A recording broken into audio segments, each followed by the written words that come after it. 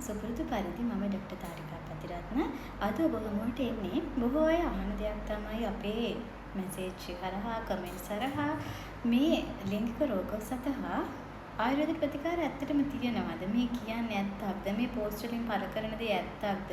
බොරුකාරයෝ මැද්දේ මේ පේජ් එකේ තියෙන්නේ බොරුද?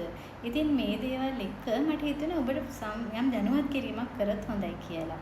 ඇත්තටම ලිංගික රෝග කියන්නේ අපේ ස්නායු, එන්සයිම, හෝමෝන මේ සියලුම දේවල් වල ගැටලුකාරී තත්ත්වයක් එක්ක අපිට පැනනගෙන ගැටලුවක්. ඒක මනසින් විතරක් පාලනය වෙන දෙයක් නෙවෙයි. ඉතින් සමහරක් වෙලාවට පෞද්ගලිකව තමන්ගේ අත්දැකීම් එක්ක කෙනෙක්ට හිතෙන්නට පුළුවන්. ඔව් මේක මට මනසින් පාලනය කරගන්න පුළුවන්. ඒ කියන්නේ මේක මුළු සමස්ත ලෝකවාසී සියලු දෙනාටම මේ ගැටලුව ඇති වුණොත් මනසින් පාලනය කරන්න පුළුවන් දෙයක් කියලා.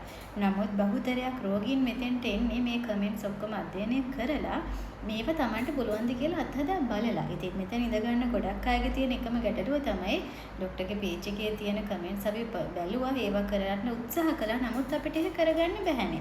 සිතුවිල්ලක් එනකොටම මේ දේ ක්‍රියාත්මක වෙලා ඉවරයිනේ. විශේෂයෙන්ම ශනික මෝචනය වගේ තත්ත්වවලට. ඉතින් කොහොමද හිත පාලනය කරගන්නේ? ඔව් ඒක ඇත්ත. මොකද ඒ රෝගියා ඉන්නේ රෝගී තත්ත්වය නිසා. නමුත් ඔබ සිත පාලනය කරගත හැකි කෙනෙක් නම් ඔබට රෝගී තත්ත්වය නැති වෙන්නට පුළුවන්. රෝගී තත්ත්වයනොත් මිදෙනකොට නිරෝගී මට්ටමට එනකොට අපි ඔවුන් නිරෝගී වෙනවා කියලා බලන එක ලක්ෂණයක් තමයි ඔවුන්ට මේ දක්වා තිබුණ හිතෙන් පාලනය කර ගැනීමේ නොහැකියාව ක්‍රමානුකූලව හිතෙන් තවදුරටත් කාලය වැඩි කර ගැනීමට හැකිවන තත්ත්වයක් දක්වා වෙනස් වීම. ඒකත් එක ලක්ෂණයක් සුව වීමට අපි බලන. ඉතින් මේ වගේ ඔබගේ තියෙන පෞද්ගලික දැනීම මත හෝ යම් යම් දේවල් මත හෝ ඔබගේ විවිධ අත්දැකීම් පමණක් උපයෝගී කරගෙන නිසි වෛද්‍ය දැනුමක් නොමැතිව මේ වගේ දේවල් මේක සාමාන්‍ය සමස්තයක් විදිහට ගත්තොත් එහෙම කෙනෙක්ට තමන්ගේ මුළු ජීවිතයම විනාශ කරන්න පුළුවන් හෝ තමන්ගේ මුළු ජීවිතයම ලස්සන කරන්න පුළුවන්ද කියන එක තීරණය වෙන ප්‍රධානම රෝග දෙකක් මේක. අපි රෝගීන්ට දහස් ගණනක් රෝගීන්ට මම කතා කරලා ඇති.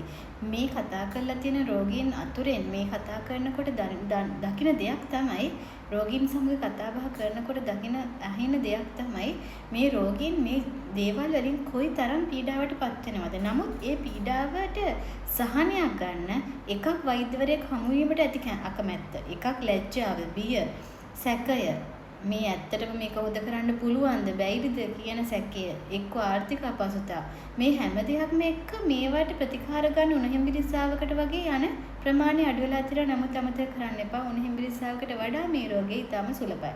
මේ වගේ රෝග. ඉතින් ඒ ගැටලුත් එක්ක පීඩා විඳින කෙනයි දන්නේ ගැටලුවේ තියෙන වේදනාව දුක.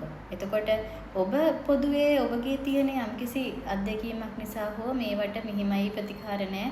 නැත්නම් අර ගුලියක් හෝ මේ ගුලියක් හෝ යම් දේවල් මෙන්ෂන් කරමින් ඒ වගේ දෙයක් ගත්තොත් ක්ෂණික ප්‍රතිඵලයක් තියෙනවා කියලා හෝ එහෙම කියන එකෙන් ඔබ කරන්නේ තව කෙනෙකුගේ ජීවිතය තනිකරම අඳුරට දාන දෙයක්. ඉතින් ඒක වෛද්‍යවරයෙක් විදිහට මම මේක ප්‍රධානම කියන්න හේතුව යාළුවා කිව්වා මේ යාළුවා රෙකමෙන්ඩ් කළා කියලා අරගන්න සමහර ක්ෂණික දේවල් නිසා තියෙන ටිකක් නැති වෙච්ච රෝගීන් තමයි අපිට බහුතරයක් හම්බ වෙන්නේ.